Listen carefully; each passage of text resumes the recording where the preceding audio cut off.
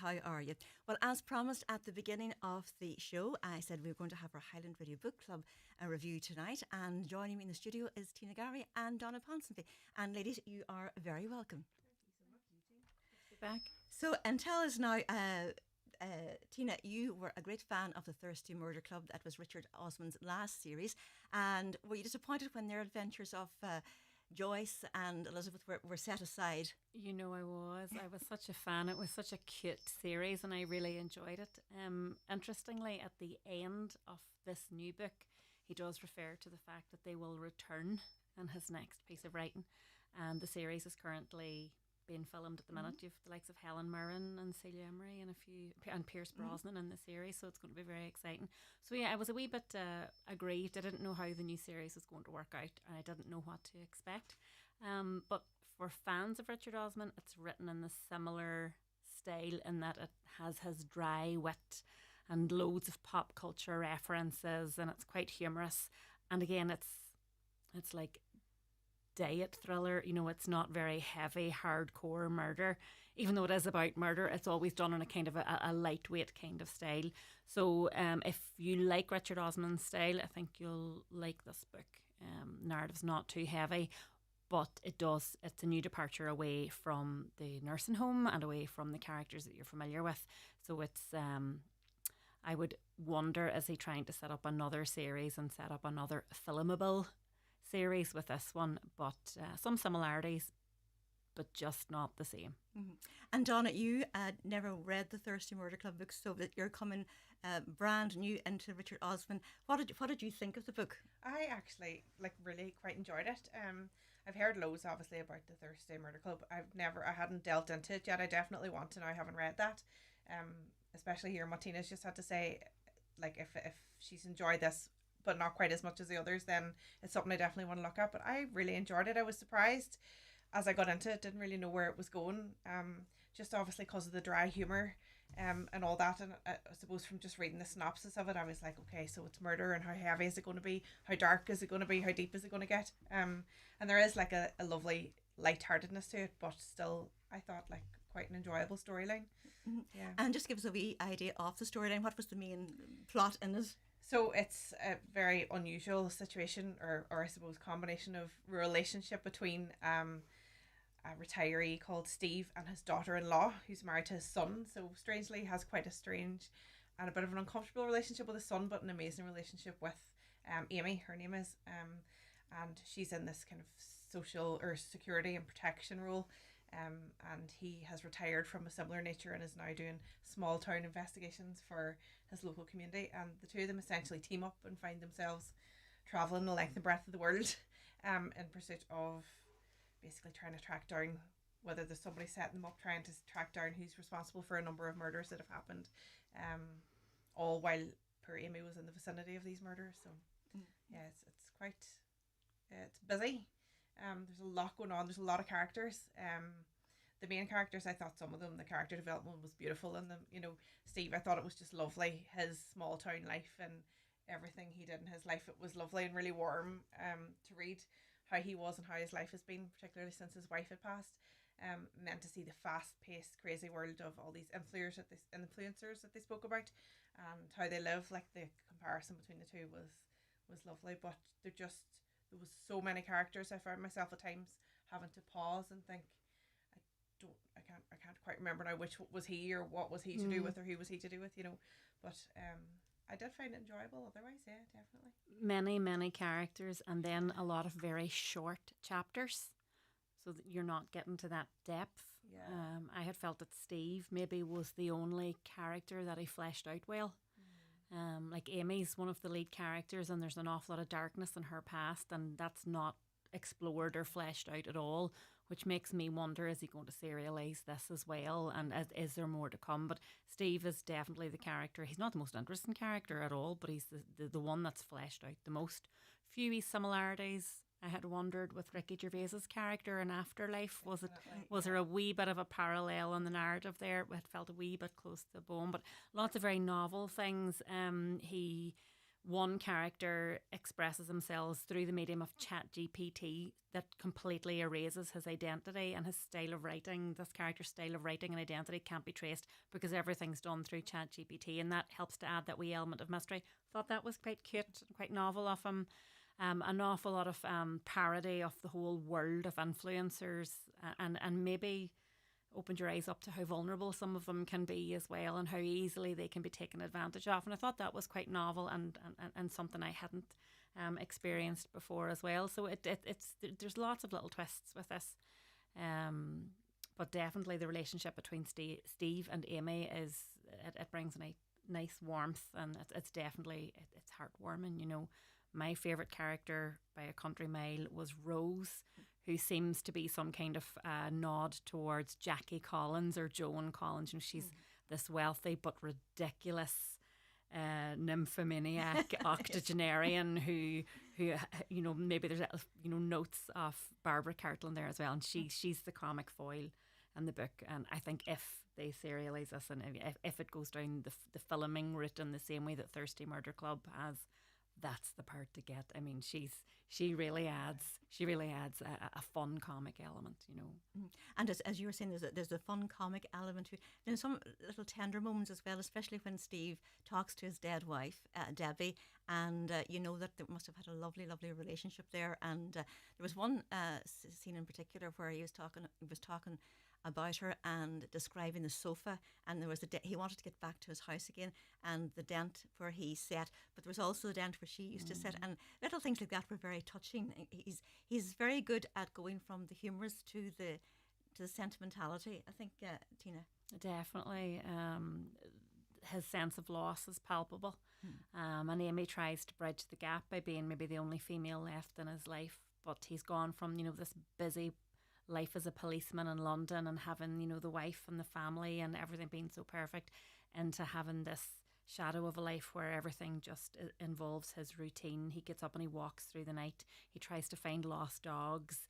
You know, he's literally a shadow of the man that he used to be. But this kind of relationship that he still has with his dead wife, and communicating with her through a dictaphone, maybe it helps to kind of show his loneliness, and it's only through exploring that he's kind of fleshed out more. You know, he doesn't really want to follow Amy around the world or to rescue anyone. He wants to be back in time. On the first time he goes on the plane, he wants to be back for the weekly pub quiz on a Wednesday night, where he will have shepherd's pie beforehand. You know, and maybe again, you know, I said Osman in the Thursday Murder Club really writes elderly characters well.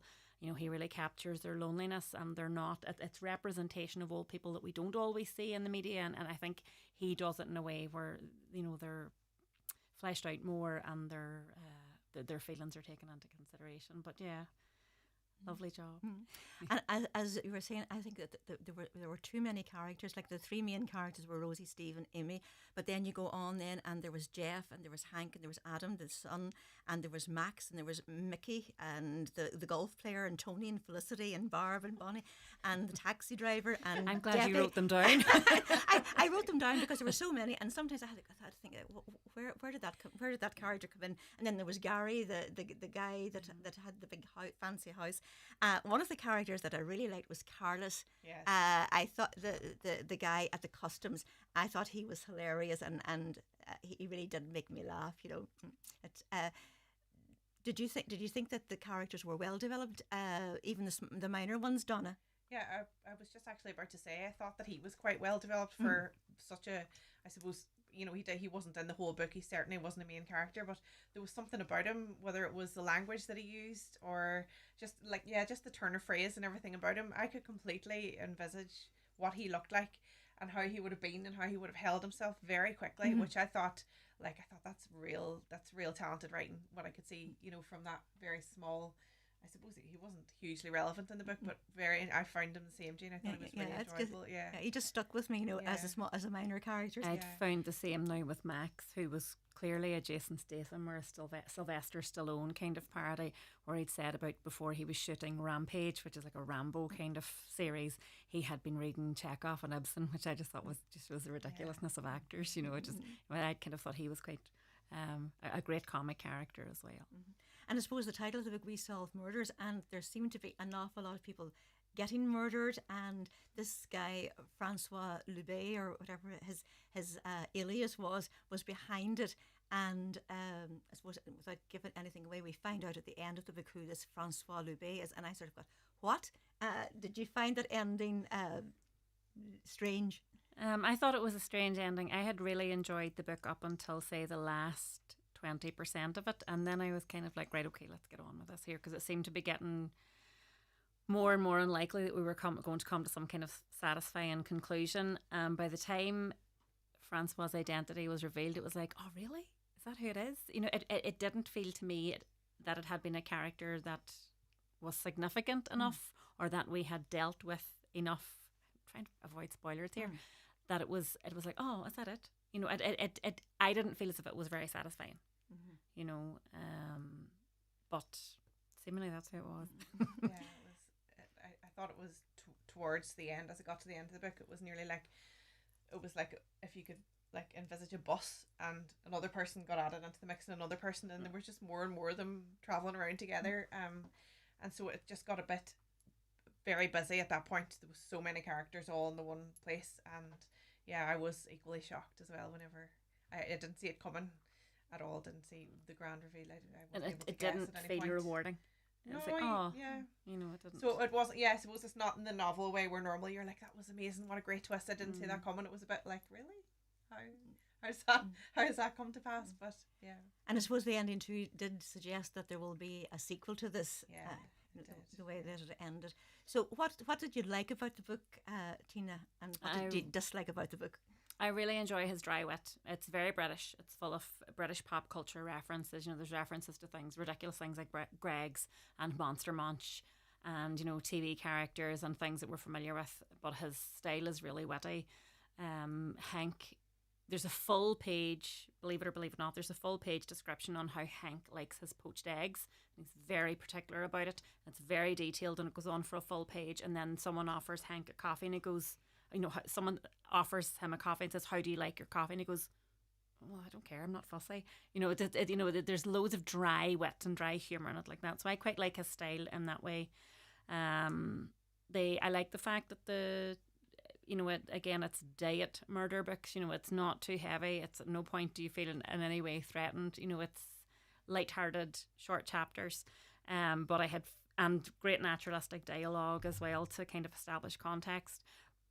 But in terms of what I didn't like, to use Donna's adjective, I think busy comes back to it as well. There was an awful lot going on. Some of it felt a wee bit unnecessary to the plot. And it was kind of written in the way that it would be filmed as well. It's kind of little offshoots. So it would be probably a 3 out of 5 for me. I liked it. Do I like it as much as the Thirsty Murder Club books? No, not at all. I can't say for certain why that is. I don't know whether it's because I'm 4 books in with those characters.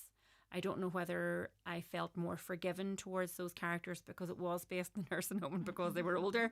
I don't know what it is about it, but it was like, I couldn't really warm to Steve or Amy, you know, in the same way that I could warm to Joyce or, you know, Elizabeth. And I don't know why that is. For me, Rose was the character I really enjoyed, but there just seemed to be a wee bit of disconnect. And I don't know if that's because it was so busy and, you know, so haphazard in terms of, you know, you're running out of these characters that weren't always fully developed. And yourself, Donna, what did you like and dislike? I really liked it, probably from another perspective, having not read the Thirsty Murder Club, not having a comparative. Everything about him was new for me, so all the things that you probably would have enjoyed and all his style of writing and everything that you would have enjoyed in the Thirsty Murder Club, I got all that through this book, so I really enjoyed that. Like, I really warmed to Steve. I know you've said you couldn't. I just took a great warmth to him. I felt like he was nearly like my granddad, nearly, you know, like that he was just this sweet old man and he had all this amazing potential, and I found I just really, really warmed to him. So I enjoyed some of that, and like we already mentioned with Carlos, that kind of character development, I like how he does that. I also enjoyed it. It feels very modern compared to some of the stuff I've been reading recently. Just the modern and, you know, all the, as you say, the ChatGPT, the influencers, and, you know, just some of the characters, for example, that he introduces, you're not sure why they've been introduced, and then you realise it's to show, as Tina had mentioned, that vulnerability of how easy it is for people today, so eager to make it in a world of influencers that they don't look beyond anything that's been asked of them. Everything just seems, I mean, it's too good to be true. It normally is, but you know, it's nice to see that. I would like to think that the reason that he has all those characters in is because he will maybe develop them further in a series, and they will have more relevance and all the rest. So I really did like. I definitely want to go and read the first series, the Thursday Murder Clubs after. I'll give you the first two. Yeah. And Tina gave it a 3 out of 5. What would you give it yourself? Yeah, probably about a 3.5 out of 5 maybe. Yeah. I feel like I did like it slightly more than her, but I don't think it's quite up to a 4. But yeah, definitely. Yeah, and I think I give it a 3 out of 5 as well. I thought, like yourselves, it was very busy, too many characters, and it took me nearly about 100 pages to really get into it. But what I did like about it was that I kept turning the pages then to see what was finding out, because there was a lot of turns and twists in it. So I think I would give it 3.5 2. Not as good as the Thirsty Murder Clubs, but certainly I would recommend people to read it for themselves and just see what they think. So, ladies, thank you so much for taking time out, and there more likely to be celebrations somewhere tonight with the match results today. And no doubt we'll have you back again in the next few months. Thank you so much. Thank you so much. Thanks for having me. Thanks, Jean. Hi folks, Paul McDevitt here, inviting you to join myself and Jimmy Stafford